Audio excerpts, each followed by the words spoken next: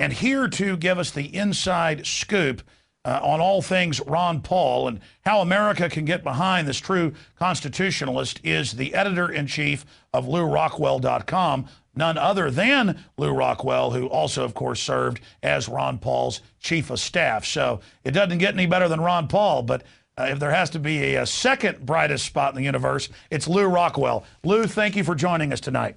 Alex, great to be with you. So much is happening out of the gates. Can Ron Paul win? Yeah, Ron Paul can win. And in fact, the fear that the media is exhibiting by first trying to put the blackout on him, and then, of course, demonizing him when they're not blacking him out, shows that they are very afraid. He's talking about issues that are resonating with the American people as never before, issues that threaten the establishment, everything from the Pentagon to the CIA to the Federal Reserve to the bankocracy and all the rest of the power elite in Washington. They're being threatened. They're worried, and they wouldn't be they wouldn't be saying anything about Ron Paul. Rush Limbaugh, Hannity, Bill O'Reilly, all the rest of these people would not be denouncing him if he didn't threaten the apparatus that they're part of. So he can win, and as you say, he's moving up in the polls. He's moving up slowly, but he's moving up organically. He's getting more and more people, young people especially, but people of all ages in all different states, not only in this country, I might add, but around the world. People are Ron Paulians in every country. So this is an international movement. It bodes so well for the American future as we face, of course, terrible economic and other kinds of troubles. But this is the bright spot in America today, is the Ron Paul movement. And of course, I was being somewhat sarcastic and devil's advocate when I said, can he win? I mean, in every poll, he's in the top three candidates. New Gallup poll out today shows him in third place. Some have shown him in second place, others in first place. And it's this mantra of telling the public he can't win. I'm sure you saw that Pure Research piece that Pew put out last week showing that indeed Ron Paul has gotten less coverage than any other candidate, and most of the coverage has been negative. Well, that right there is an endorsement. If Limbaugh is saying he'll destroy the Republican Party, I saw what you wrote. Well, good if it destroys the official, Republican Party. Yeah, that'd be good news. Yeah. So that's the proof right there that the whole establishment is coming after him. I mean, that's the proof right there that he's the man for the job, not just his long record of being a constitutionalist. Well, as we know, George H.W. Bush refers to Rush Limbaugh as our boy. And indeed he is, he is part of the Bush establishment, country club, Republican apparatus. But the more that people get to know Ron, I believe, by the way, the media stuff is backfiring on them, because people who are paying attention realize just how unfair this is. And they want to know, well, why is he being targeted? So once they look at Ron, once they see his YouTubes, of course, if they saw him in person, when they read his articles, read his books, this is the most learned guy running for president in a very, very long time. Maybe we have to go back to Jefferson. I mean, he's so well read. He understands economics. He understands history. He understands everything about what's going on in this country. He's so much smarter. The Rick Perry, Bachman, Romney, the rest of these guys. He just is intellectually head and shoulders above them. Of course, in character too. And as people get to know him, they flock to him. So it's quite an extraordinary moment in American history. And I think it's why we have to be fundamentally optimistic, because so many young people have just had it with the system. They know there's a problem. I just saw a wonderful YouTube put together by some kids last night, where it's people all over the country saying, we know there's a problem. We don't believe what the government is saying. We don't believe what the media is saying. Only Ron Paul is telling us the truth. And so, we need a change. We need some hope, not like Obama. We don't need any more bankocracy, the two-party bankocracy of the Democrats and the Republicans. We need something different. So Ron Paul is, again, he's scaring the pants off the establishment, and that's very good news. Well, I agree with you. And just about a week ago, The Daily Show came out and really pointed out that there was a open campaign to ignore Ron Paul, or if they were forced to cover him, say, well, he can't win. And since the dam is broken on the attempt to cover up Ron Paul, and since it backfired, I now see them shifting gears. And I fear that we're going to see Aqua Buddha attempts. We're going to hear that Ron Paul assassinated Lincoln. We're going to hear that he blew up the Lusitania, that he started, that he crucified Christ. But I saw that again backfire when they tried it on Rand. What's your political instinct, Lew, on the next way they're going to try to go after Ron Paul, and will it be effective? I don't think it'll be effective. Of course, it's the old Gandhi line about first they ignore you, then they attack you, then you win.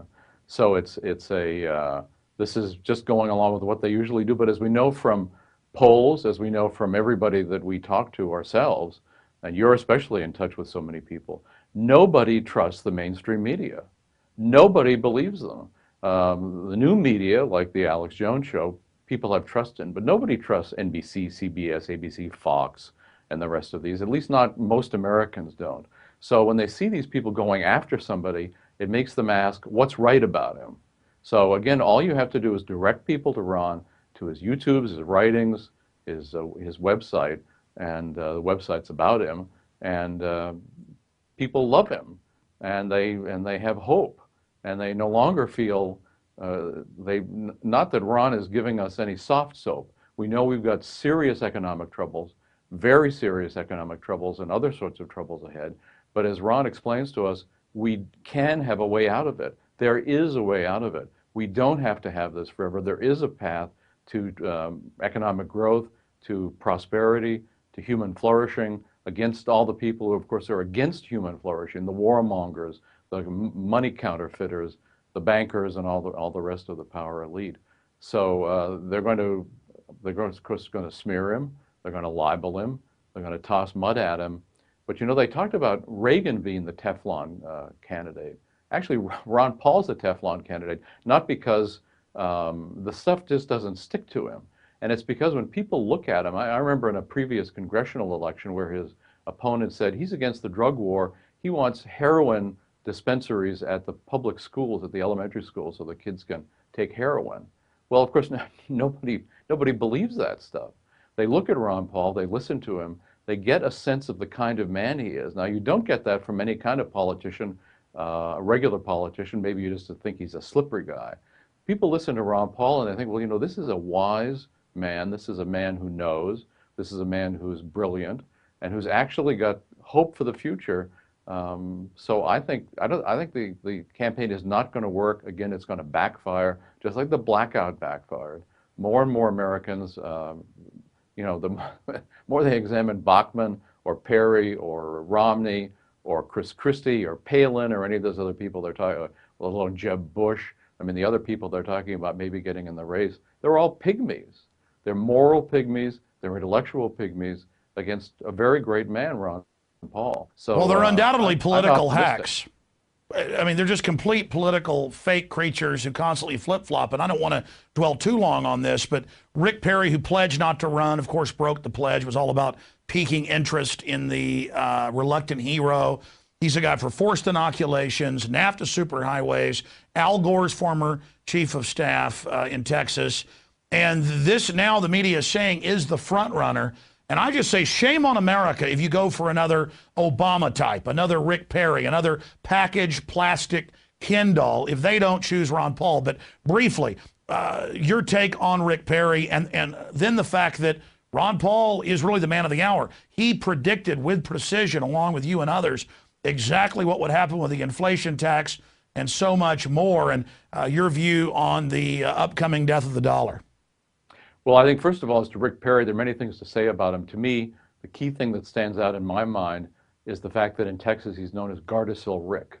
And that's because he took money from the Merck drug company, as did the Republican Party of Texas and all the Republican politicians down there, to force a very dangerous and untested HPV vaccine on every sixth grade girl in public school in Texas.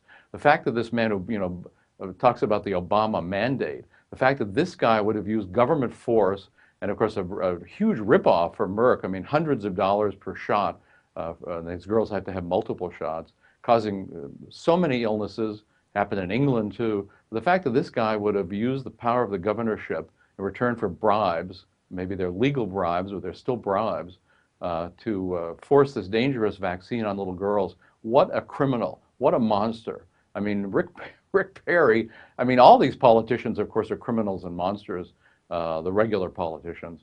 But Perry really stands out as, it seems to me, a first-class creep, a totalitarian, as you say, the Trans-Texas Highwayman, all the various things he's done. This guy is just, I'm not worried at all about Perry, because as the word gets out about who he really is, he's going to go nowhere. I don't think Americans are ready for another George W. Bush, and he's another clown like Bush. But he's trying to become Ron Paul, saying that the Federal Reserve is almost treasonous. Well, no, it's a private offshore corporation. It's looking out for itself. How is that treasonous? Isn't it really treasonous that Congress and others have let them do this to our country? And he's trying to become Ron Paul. And I think it shows how powerful the message of liberty is that you and others and Ron Paul have been real standard bearers for, that now Rick Perry is openly trying to shapeshift into Ron Paul. And if we simply get out the truth about his record and say, no, Ron Paul is the real Ron Paul, he's the real McCoy, not Rick Perry. I mean, that is... job number one, I think, is to expose the Rick Perry hoax. Well, I think that's right. But you know, as you say, it is a tribute to Ron that he feels, correctly so, that by denouncing the Federal Reserve and denouncing Ben Bernanke, it's good politics. So this is because Ron, you know, I've been interested in the Fed for a very long time, and I can tell you people's eyes would glaze over when you tried to discuss it. Ron Paul made the Fed interesting. He made Americans aware that we're being ripped off by the Federal Reserve and its associated banks. And so that the establishment said, well, Rick Perry really damaged himself when he said that about Bernanke and the Fed. Actually, he didn't, of course. He helped himself. But he is a fake. He's a phony. He's trying to steal Ron Paul's thunder, but I think it's not going to work. Ron Paul is the real deal. And as I can testify myself from having worked for him and having known him for so many years, what you see on the television screen is actually the real guy. I mean, he actually, unlike other people I've known in politics who are not the same as on the TV screen, Ron Paul's the real deal. And he actually has studied the Federal Reserve. He's read vastly, and he knows everything about the history of the Fed, everything they're doing to the dollar. And they are bringing about, of course, as you pointed out, the death of the dollar. We face, it's a horror, we don't know the timing, and the dollar is going to be strengthened probably by all the continuing troubles that the banks are giving the European countries and destroying the euro. But we're going to see much higher inflation here. It's going to be horrific, probably going to be worse than the 1970s. But again, we don't have to have that permanently. We don't have to have a counterfeiting board in Washington, D.C. ripping off regular people for the benefit of Wall Street and the big banks and the government itself. So we don't have to have all these wars. What are they fighting? 6 or 7 wars, and of course secret wars, and just wading knee-deep in blood all over the world. Other countries resent it. Americans ought to resent it. Ron Paul is talking about really the most important issue, even more important than the money issue, and it's hard to think of anything that is, except the one issue of war and peace. So no more wars, bring the troops home, stop the counterfeiting, cut government spending. It can be done. And I know that people have questioned, well, if Ron Paul were elected, the Congress would never go along with him.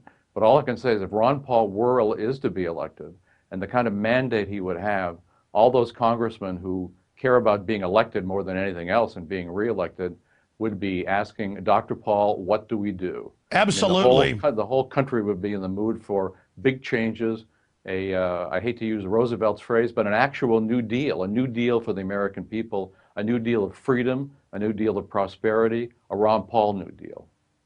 Absolutely. And just 15, 20 years ago, he couldn't get one co-sponsor to audit the Fed. It passed the House, as you know, last year. And with Ron Paul as president, they would have a lot of trouble. No army can stop an idea whose time has come, as the French philosopher Victor Hugo said. And after decades of laboring out there in the wilderness, Lew, you and others that deserve so much credit, our time is coming. The liberty is approaching. And even if Ron Paul doesn't win this round, he certainly wins by injecting real issues. And freedom is popular, and we need to legalize freedom, as Ron Paul and as you have said. Lew Rockwell of LewRockwell.com. I'll continue to track all the amazing research and reports you put out, and also the work you do over at the Von Mises Institute that you founded and head up. Lew Rockwell, thank you so much for joining us. Alex, thank you so much.